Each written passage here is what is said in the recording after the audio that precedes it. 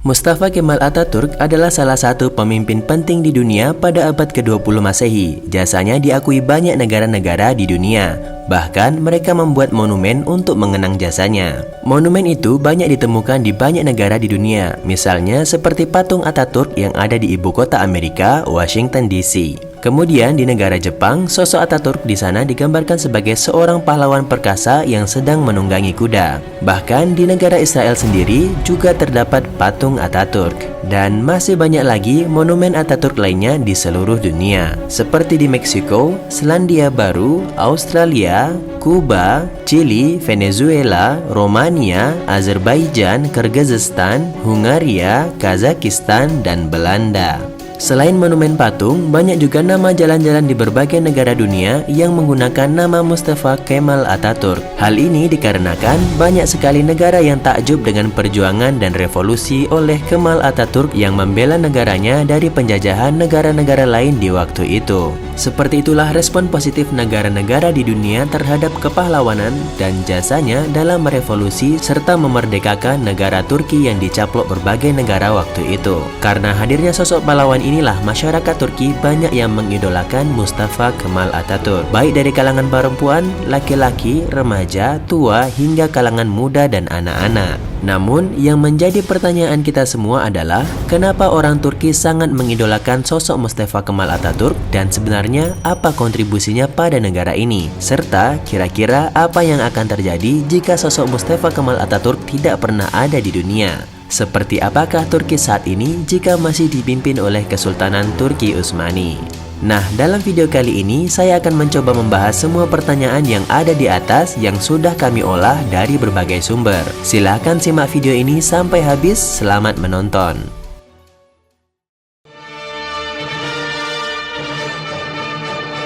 Waktu itu, Turki di masa titik terendah dan goyah selama masa pemerintahannya. Saat itu, banyak sekali orang-orang hebat yang ada di Turki, namun sayang sekali tidak ada sosok pemimpin yang karismatik yang bisa menggerakkan dan menyulut semangat masyarakat Turki. Hal ini akan sangat berdampak ketika Perang Trablusgarp dan Perang Derne di tahun 1912. Karena tidak adanya sosok pemimpin yang kuat dan bisa membakar semangat mereka untuk melawan tentara Italia, akhirnya wilayah Turki dengan sangat mudah bisa dicaplok oleh tentara Italia. Pada tahun 1914, ketika awal Perang Dunia Pertama, ketika keadaan negara Turki sedang dalam kekacauan besar dan perang berkecambuk hebat, serta ancaman akan datangnya musuh dari Inggris dan Perancis, waktu itu Mustafa Kemal Atatürk membuat sebuah ungkapan yang heroik kepada lawan perangnya dan dikenang hingga saat ini. Ungkapan itu berbunyi, "Çanakkale geçilmez," yang artinya, Çanakkale tidak akan pernah dikalahkan. Jikalau waktu itu bukan karena kecerdasan perang seorang Mustafa Kemal, mungkin para musuh sudah masuk ke wilayah Çanakkale dan Turki akan hancur lebur karena perang dalam waktu yang singkat dan negara Turki tidak akan pernah ada. Setelah itu, pada tahun 1919, Mustafa Kemal Atatürk melawan penjajahan musuhnya di tanah Turki dengan memimpin perang kemerdekaan dan kemudian pergi ke wilayah Samsun. Dan di waktu yang sama, ia membuat kongres di Sivas dan Erzurum. Di sana, ia bermusyawarah untuk menentukan nasib negara Turki di masa mendatang. Jika waktu itu tidak ada pemimpin seperti Mustafa Kemal Atatürk, mungkin negara Turki saat ini akan menjadi wilayah yang kecil dan terbagi-bagi. Orang-orang yang berjuang menyelamatkan tanah air akan kalah dengan mudah karena mereka akan berperang tanpa rencana dan pemimpin. Serta mereka harus menerima perjanjian Sevres yang akan membagi-bagikan wilayah Turki ke negara-negara penjajah. Jika waktu itu, pada 19 Agustus 1920, perjanjian Sevres itu ditandatangani, maka negara Turki akan terlihat seperti ini. Waktu itu, tanpa hadirnya sosok Atatürk dan teman-temannya yang berjuang melawan musuhnya di medan perang besar yang ada di wilayah Dumlupınar, maka perang itu tidak akan pernah bisa dimenangkan. Dan jika Atatürk tidak pernah ada, wilayah Izmir pasti sudah menjadi wilayah Yunani saat ini. Juga, jikalau waktu itu negara Republik Turki tidak dideklarasikan, maka Kesultanan Turki Utsmani akan tetap berlanjut hingga saat ini. Dan jika Kesultanan Turki Utsmani masih berlanjut di masa kekacauan dan di bawah kendali negara sekutu waktu itu, masyarakat Turki akan menderita dan tidak akan pernah punya hak demokrasi untuk memilih siapa pemimpinnya, serta Sultan Wahidettin akan memerintah Turki dengan gelar sultannya. Meskipun Sultan memerintah tanah Turki, ia tidak akan bisa terlepas dari kekangan negara sekutu dan tidak akan memerintah dengan sepenuhnya independen. Sebelum kita lanjutkan, bagi kamu yang ingin tahu apa yang akan terjadi kepada negara Turki jika pemerintahan Turki Utsmani tidak pernah runtuh dan berlanjut hingga sekarang, teman-teman bisa menonton video saya yang membahas tentang itu dengan judul Jika Turki Utsmani Tidak Pernah Runtuh, atau teman-teman bisa akses video tersebut dengan klik tautan video saya di pojok kanan atas video ini. Di waktu itu, pada tahun 1926, Mustafa Kemal Atatürk membuat revolusi hukum perdata tentang kesetaraan gender untuk laki-laki dan perempuan. Jika ia tidak ada dan hukum ini tidak pernah diterapkan, perempuan tidak akan bisa bebas menentukan pilihan hidup dan memilih pekerjaan yang mereka inginkan. Hak-hak perempuan akan sangat terbatas dan terkekang. Bahkan di mata hukum, perempuan tidak memiliki hak yang sama dengan laki-laki. Saksi satu orang laki-laki hanya sebanding dengan saksi dua orang perempuan. Saksi satu orang perempuan di dalam hukum tidak akan diterima, dan perempuan-perempuan Turki tidak akan memiliki hak harta waris ayahnya. Jika tidak ada Atatürk waktu itu, negara Turki akan tetap menggunakan huruf alfabet Arab Turki Utsmani, dan persentase minat baca Turki hari ini akan sangat rendah karena dalam alfabet bahasa Turki Utsmani terdapat kata-kata yang tidak bisa mewakili suara bahasa Turki sendiri. Selain itu, orang-orang asing akan kesusahan mempelajari bahasa Turki Utsmani. Dengan hadirnya Atatürk, revolusi penggantian alfabet dari Arab ke Latin mempermudah penulisan dan pengajaran bahasa Turki ke orang-orang asing. Selain itu, di masanya juga dunia industri maju dengan pesat. Pada tahun 1924 dibangun pabrik peluru di Ankara, dan di tahun yang sama dibangun juga pabrik kapal laut. Pada tahun 1926 dibangun pabrik gula dan peluru di Kırıkkale. Pada tahun 1927 dibangun pabrik keramik di Eskişehir. Pada tahun 1928 dibangun pabrik semen di Ankara. Pada tahun 1929 dibangun pabrik instalasi mesin mobil di Istanbul. Pada tahun 1934 dibangun pabrik pakaian di Konya dan pabrik botol dan kaca di Izmit. Pada tahun 1935 dibangun pabrik wol di Bursa. Pada tahun 1936 untuk pertama kalinya dibangun pabrik pesawat terbang, dan pada tahun 1937 dibangun pabrik besi dan tembaga di Karabuk. Dan semua pabrik itu dibangun atas arahan dan dorongan dari Mustafa Kemal Atatürk. Ia juga merupakan bapak pembangunan negara Turki. Jikalau Atatürk tidak ada waktu itu, maka berapa banyak pabrik yang berkemungkinan tidak akan terbangun waktu itu, dan Turki akan menjadi negara terbelakang serta tidak akan menjadi negara produsen di berbagai sektor seperti saat ini.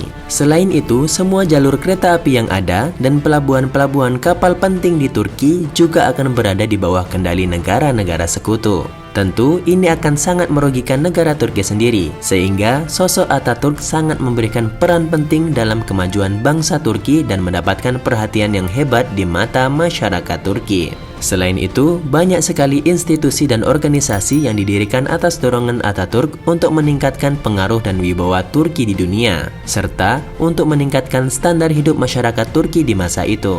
Dan tanpa adanya Mustafa Kemal Atatürk, semua hal itu akan sulit tercapai, bahkan mustahil bisa tercapai di kondisi Turki yang dalam keadaan susah dan tekanan yang luar biasa di kala itu. Sebagaimana yang dikatakan oleh Atatürk, prinsip hidupnya adalah yurtasul jihandasul, yang memiliki arti, jika engkau merasa tenang di rumahmu, maka kamu akan damai di dunia. Di masa itu, hubungan luar negeri Turki dengan negara tetangga dan dunia mengalami masa-masa keemasannya.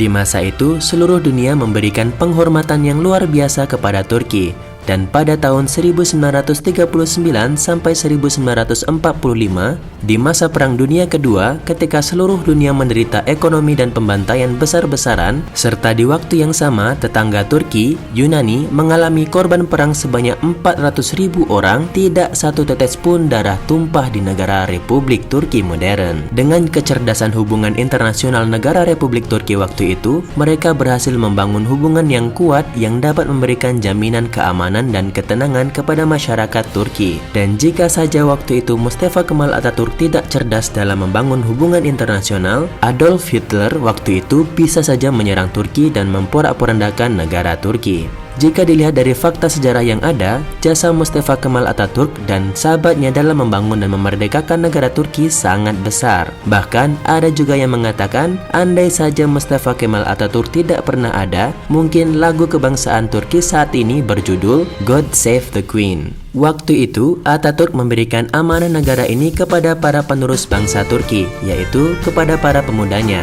Ia pernah berkata, "Aku menyerahkan masa depan bangsa ini kepada para pemuda Turki. Harapan bangsa ini dan cahaya bunga bangsa ini adalah para pemuda Turki. Semua harapanku aku berikan kepada pemuda bangsa Turki." Mustafa Kemal Atatürk juga pernah mengatakan, "Suatu saat akan ada orang yang membuat orang-orang melupakanku. Tapi para pemuda Turki tidak akan membiarkan itu terjadi." Mungkin itulah kenapa para pemuda Turki sangat mencintai sosok Atatürk. Dan sebelum saya akhiri video ini, saya sudah membuat list tentang apa yang akan terjadi jika Mustafa Kemal Atatürk tidak pernah ada. Mari kita simak dengan seksama.